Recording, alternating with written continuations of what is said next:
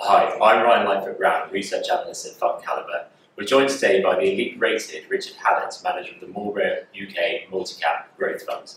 What are the characteristics you look for as a growth manager in your stocks? Well, for the Marlborough Multi-Cap Growth Fund, we're looking for UK companies that have a sustainable competitive advantage.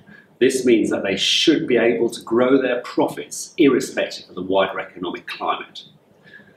That competitive edge that we're looking for might be an innovative new product, a better management team, or indeed just a superior branding which consumers love. But all too often we find it's a combination of these sorts of factors. Also very important to us is the kind of sector that these companies operate in. We're looking for some kind of leadership position in niche sectors where there's limited competition, but crucially are benefiting from long-term structural growth trends, what we call secular growth. And a good example of this is e-commerce. So the fund has about 50 stocks in it, which is a pretty high conviction approach, but we have the flexibility to really roam about the market cap spectrum and really hone in on those stocks which have got the strongest potential, irrespective of their size. And can you sort of give us maybe an example of a stock that shows off your process to get down to those 50 names? Yeah, sure. I mean, one of them is WorldPay Group, which is actually a global leader in payment processing technology. And this is used in all sorts of online shopping, which is really benefiting from this move towards e-commerce.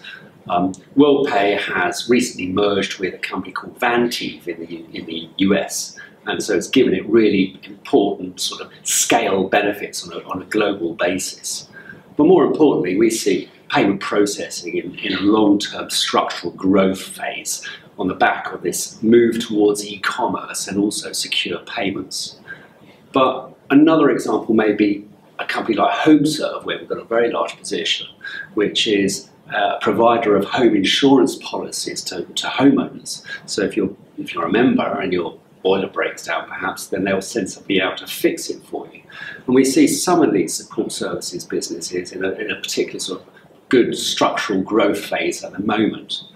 But lastly, another example may be the Prudential Assurance Company, which is a global financial services business, and that really is benefiting from this longer-term growth of the middle class in emerging market nations.